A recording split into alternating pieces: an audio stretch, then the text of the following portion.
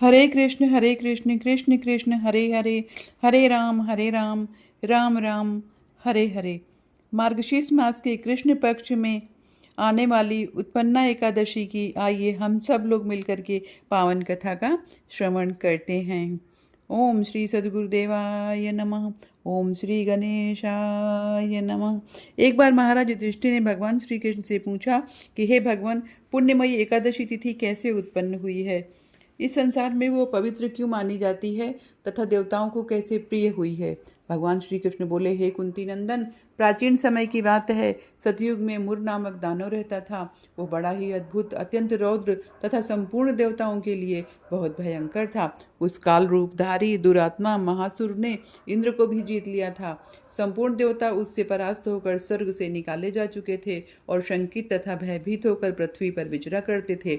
एक दिन सब देवता महादेव जी के पास गए। वहां इंद्र ने भगवान शिव के आगे सारा हाल कह सुनाया। इंद्र बोले, हे महेश्वर, ये देवता स्वर्गलोक से निकाले जाने के बाद पृथ्वी पर विचर रहे हैं। मनुष्यों के बीच रहना इन्हें शोभा नहीं देता है। हे देव, कोई उपाय बताइए। देवता किसका सहारा लें? महादेव जी ने कहा, हे देवराज, जहाँ सबको शरण देने वाले, सबकी रक्षा में तत्पर रहने वाले जगत के स्वामी भगवान गरुड़ध्वज विराजमान हैं, वहाँ जाओ, वे तुम लोगों की रक्षा करेंगे। भगवान श्री कृष्ण कहते हैं कि हे युधिष्ठिर, महादेव जी की यह बात सुनकर के परम बुद्धिमान देवराज इंद्र संपूर्ण देवताओं के साथ क्षीर सागर में गए, जहाँ भगवान गदाधर सो रहे थे। इंद्र ने हाथ जोड़ करके उनकी स्तुति किया। इंद्र बोले, हे देव देवेश्वर, आपको नमस्कार है।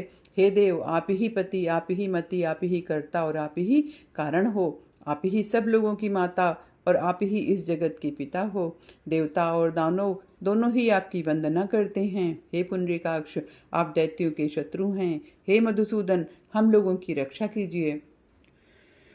हे प्रभु, हे जगन्नाथ, अत्यंत उग्र स्वभाव वाले महाबली मुर नामक दैत्य ने इन संपूर्ण देवताओं को जीतकर स्वर्ग से बाहर निकाल दिया है।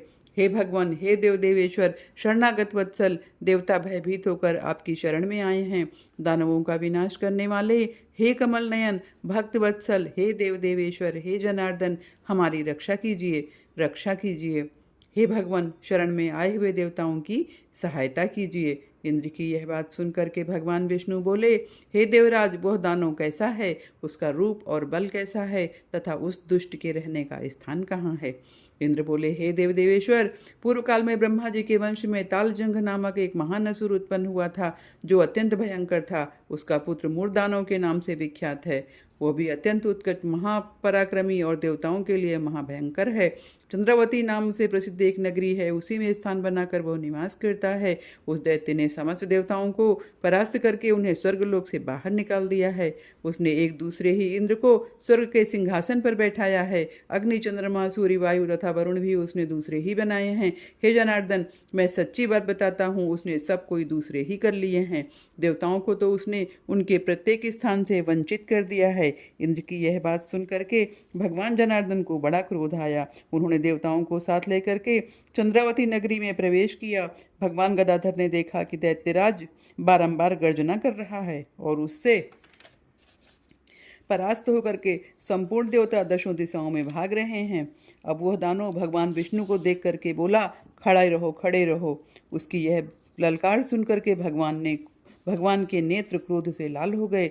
वे बोले, अरे दुराचारी दानव, मेरी इन भुजाओं को देख। यह कह करके श्री विष्णु ने अपने दिव्य बाणों से सामने आए हुए दुष्ट दानवों को मारना आरंभ किया। दानव भय से विह्वल हो उठे। हे पांडुनंदन, तत्पश्चात श्री विष्णु ने दैत्य सेना पर चक्र का प्रहार किया। उससे छिन्न भिन्न होकर के सैकड़ों योद्धा मौत के मुंह में चले गए। इसके बाद भगवान मधुसूदन बद्रिका आश्रम को चले गए। वहाँ सिंहवती नाम की गुफा थी जो 12 योजन लंबी थी। हे पांडुनंदन, उस गुफा में एक ही दरवाजा था। भगवान विष्णु उसी में जाकर के सो गए। वह दानव मूर भगवान को मार डालने के उद्योग से उनके पीछे पीछे तो लगा ही था, अतः उसने भी उसी गुफा में प्रवेश किया। वहाँ भगवान को सोते देखकर उसे बड़ा हर्ष हुआ। उसने सोचा, यह दानवों को भय देने वाला देवता है, अतः निसंदेह इसे मैं मार दूंगा। हे युधिष्ठिर, दानव के इस प्रकार विचार करते ही भगवान विष्णु के शरीर से एक कन्या प्रकट हुई, जो बड़ी ही रूपवती, सौभाग्यशालिनी तथा दिव्य शस्त्रों से सुसज्जित थी। वो भगवान के तेज के अंश से उत्पन्न हुई थी। उसका बल और पराक्रम महान था। हे युधिष्ठिर, दानव राजमुर ने उस कन्या को देखा। कन्या ने युद्ध का विचार करके दानवों के साथ युद्ध के लिए याचना की। युद्ध छिड़ गया। कन्या सब प्रकार की युद्ध कला में निपुण थी। वह मुर नामक महान असुर उसके हुंकार मात्र से राख का ढेर हो गया। दानों के मारे जाने पर भगवान जाग उठे। उन्होंने दानों को धरती पर इस प्रकार निष्प्राण पड़ा देकर कन्या से पूछा कि मेरा यह शत्रु अत्यंत उग्र और भयंकर था, किसने इसका वध किया है? कन्या बोली, हे स्वामी, आपके ही प्रसाद से मैंने इस महादैत्य का वध किया है। श्री भगवान ने कहा, हे कल्याणी, तुम्हारे इस कर्म से तीनों लोगों के मुनि और देवता आनंदित हुए हैं। अतः तुम्हारे मन में जैसी इच्छा हो उसके अनुसार तुम मुझसे कोई वर मांग लो।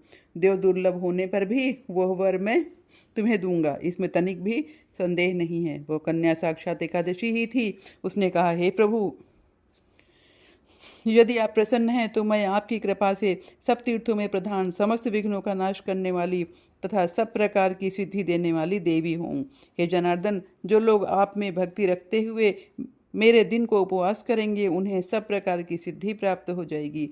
हे माधव, जो लोग उपवास, नक्त भोजन अथवा एक भुक्त करके मेरे व्रत का पालन करें उन्हें आप धन, धर्म और मोक्ष प्रदान कीजिए।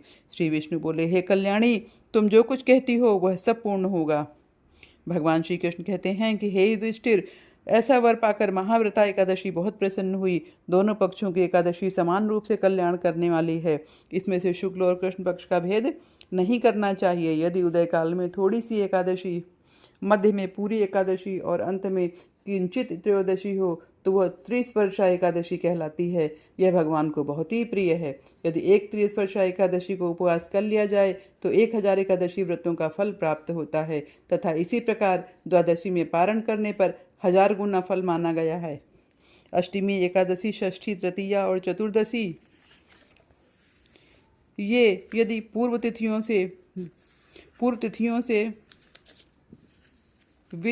विद्ध हों तो उनमें व्रत नहीं करना चाहिए। परिवर्तनी तिथि से युक्त होने पर ही इनमें उपवास का विधान है। पहले दिन में और रात में भी एकादशी हो तथा दूसरे दिन केवल प्रातःकाल एक दंड एकादशी रहे तो पहली तिथि का परित्याग करके दूसरे दिन की द्वादशी युक्त तिथि का ही उपवास करना चाहिए। यह विधि मैंने दोनों पक्षों की एकादशी के लिए बताया है। जो मनुष्य एकादशी को उपवास करता है वह वैकुंठ धाम में जाता है, जहाँ साक्षात भगवान गरुड़ध्वज विराजमान रहते हैं। जो मानव हर समय एकादशी के महात्मा का पाठ करता है उसे 1000 गोदान के पुण्य का फल प्राप्त होता है। जो दिन या रात में भक्तिपूर्वक इस महात्मा का श्रवण करते हैं वे निसंदेह ब्रह्म हत्या आदि पापों से मुक्त हो जाते हैं। एकादशी के समान पापनाशक दूसरा कोई व्रत नहीं है। इस प्रकार से उत्पन्ना एकादशी के व्रत की कथा का समापन हुआ है। हरे कृष्ण कृष्ण कृष्ण हरे हरे, हरे राम राम राम हरे हरे। धन्यवाद।